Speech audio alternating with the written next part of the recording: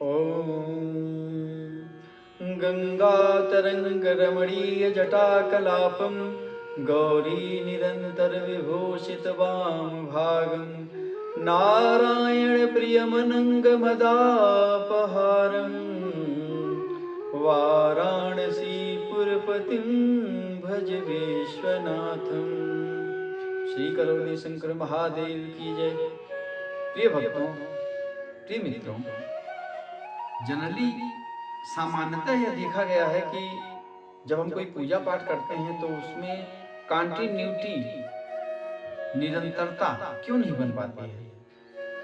इसके पीछे बहुत बड़ा कारण है विष्णु भगवान की महामाया, और महामाया के ही प्रभाव से यह सारा ब्रह्मांड है, सारी सृष्टि है। क्योंकि ईश्वर तो निराकार है, वह भक्तों की रक्षा के लिए साकार रूप धारण कर लेता है। तुलसीदास जी रामचरितमानस में लिखते हैं, बिनु पग चलई सुनई बिनु काना, कर बिनु करम करय विधि नाना, आनन रहित सकल रस भोगी, बिनु बानी वक्ता बड़ जोगी। वह पर ब्रह्म परमात्मा बिनु पग चलई सुनई बिनु काना, बिना पैर के चलता है, बिना कान के सुनता है। कर बिनु करम करय विधि नाना, हाथ के बिना नाना प्रकार के कर्मों ही करता है। आनन रहित सकल रस भोगी, और बिनु वाणी वक्ता बड़ जोगी। मुख नहीं है, सभी रसों का पान करता है, सारे स्वाद चखता है।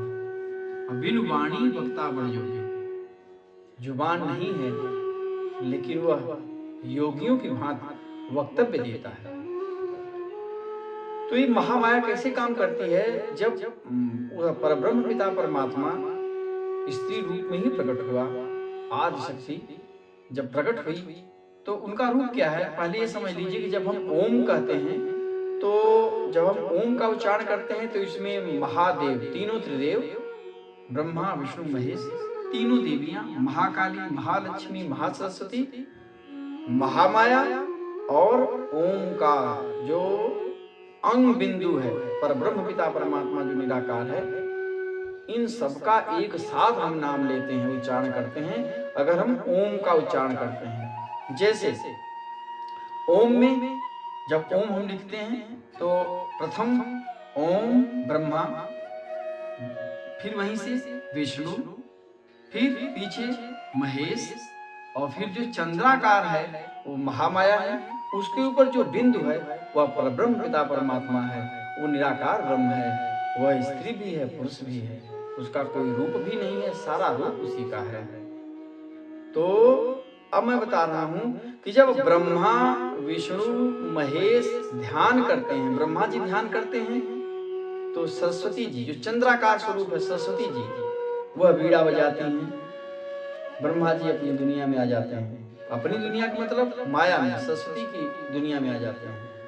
जब विष्णु भगवान ध्यान क्षीर सागर में जाके शेष शैया पे लेट के जब वो ध्यान करते हैं उस पर ब्रह्म पिता परमात्मा का, तब लक्ष्मी जी अपनी महामाया के प्रभाव से विष्णु भगवान के कान से मधुकैटभ नामक 2 दानों पैदा कर देती हैं।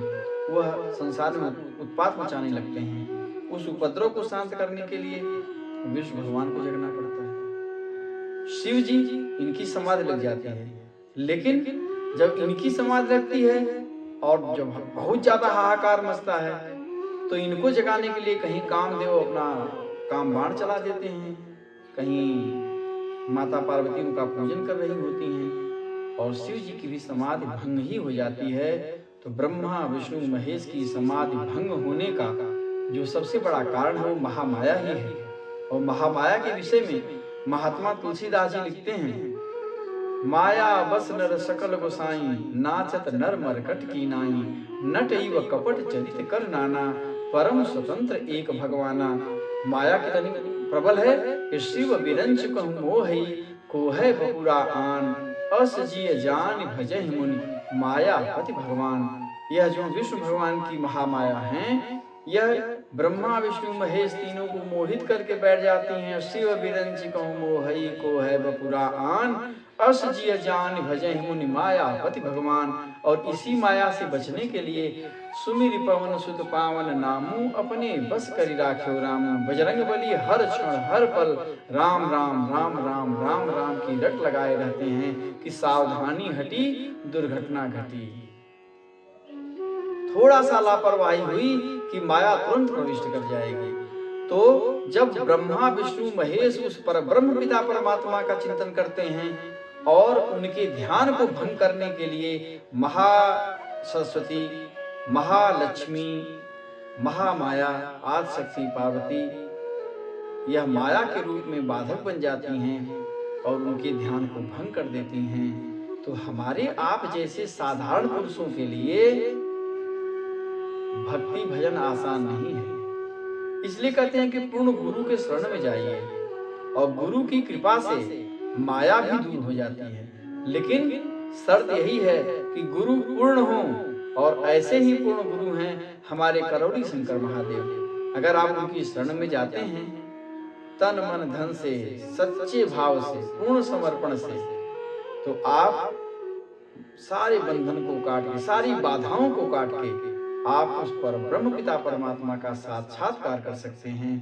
ऐसे सर्व समर्थ करौली शंकर महादेव के चरणों में राधे श्याम तिवारी का शत शत नमन, और यही प्रार्थना है कि हे प्रभु, हे गुरु जी महाराज, मेरी गलती अपराध को क्षमा करें और हम पर भी कृपा करें।